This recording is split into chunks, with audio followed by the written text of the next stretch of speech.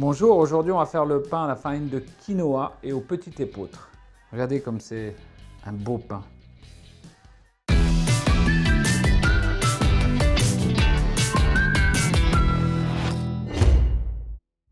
C'est un pain qui est extraordinaire parce que la farine de quinoa, elle est déjà juste magnifique. Elle a des arômes extraordinaires.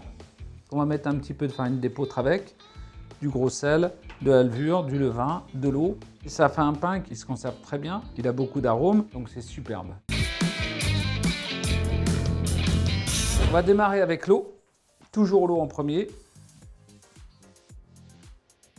Le levain, vous aidez avec le doigt bien sûr pour le couler dans le pétrin, dans le petit batteur.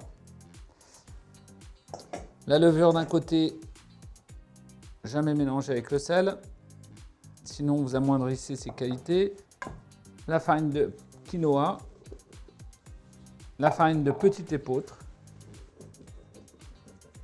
Ça fait un superbe mélange. Alors il faut savoir que dans l'épeautre, il y a très peu de gluten et dans le quinoa, il n'y en a pas.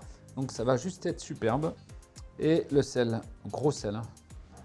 On monte le batteur et on va démarrer tranquillement en première vitesse à mélanger tous les ingrédients.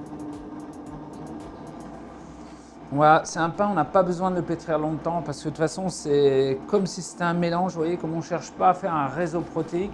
Et si on le pétrissait trop longtemps, on aurait malheureusement une déstructuration du réseau.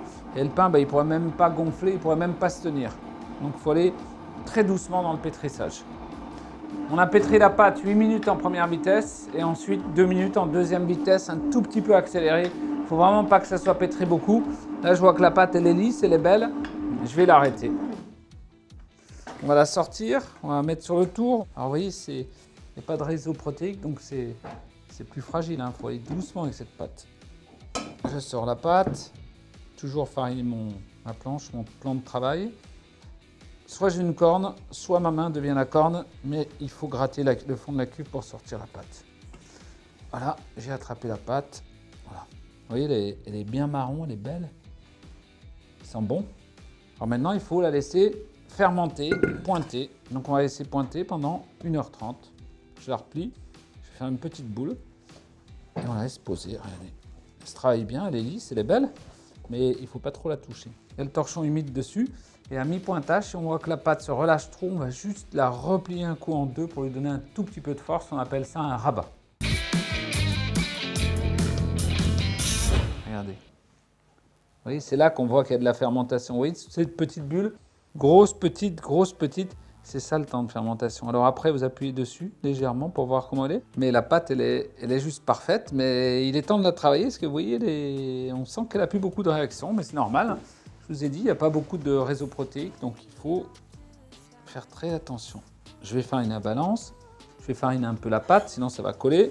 Et je vais faire des morceaux, soit de 300 grammes, soit de 500 grammes en fonction de vos moules. Faites toujours en fonction de vos moules.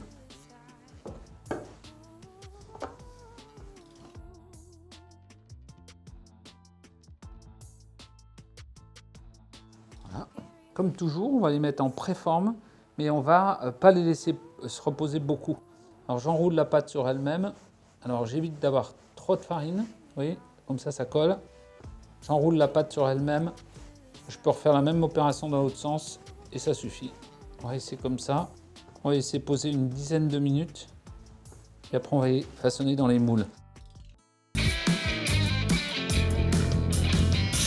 On va, après notre petit temps de repos, façonner ces pains. Donc, on prend les pains, les tourne. On appuie légèrement sur la pâte. On va vraiment délicatement. On ne force pas. Vous voyez, on voit que si jamais j'appuie fort, la pâte, elle se rompt. Je la passe, je mets la pâte sur le milieu, puis bout à bout, je colle très doucement avec la paume de ma main. Je fais très attention parce que sinon ça s'abîme. Je regarde si c'est bien fermé, si c'est pas fermé, je pince avec les doigts. Et là, on va les mettre dans les moules. La soudure en dessous, bien sûr, comme ça. Alors, ce que vous pouvez faire, c'est que si vous voulez avoir un pain régulier, vous allez bien le tasser, vous passez vos mains dans la farine et vous essayez d'avoir la même répartition de pâte dans les angles, au milieu et partout. Voilà, pour que ce soit propre. Deuxième, la même chose, je plie une fois, je plie deux fois, on colle les soudures On allonge un tout petit peu la pâte, je serre les pointes, je mets dans le moule, je répartis la pâte, je passe un peu les doigts dans la farine. C'est pour pas abîmer la pâte surtout. Là, regardez, vous avez un pain qui est régulier. Et maintenant, qu'est-ce qu'on va faire? On va laisser l'après, la pousse de la pâte, c'est la phase finale. Juste avant la cuisson, il faut 1 heure, 1h15. Recouvert, torchon humide.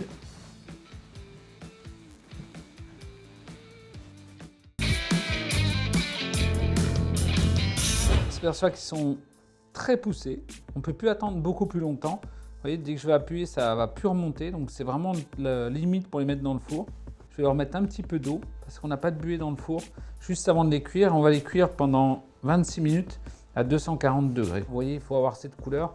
En vrai, il reste un peu blanc sur le côté et marron sur le dessus. C'est magnifique. Donc voilà, je les mets dans le four et on se retrouve tout à l'heure. Regardez ces pains comme ils sont magnifiques. On va le démouler. Il faut les démouler quand ils sont chauds. Faites attention parce que moi j'ai les mains du boulanger, mais sinon ça chauffe les mains. Il est très beau. Vous voyez, la couleur est belle. Ils ont de la croûte. C'est la réaction de Maillard, c'est-à-dire la caramélisation du pain. Et c'est juste extraordinaire. C'est comme si vous mangez du caramel.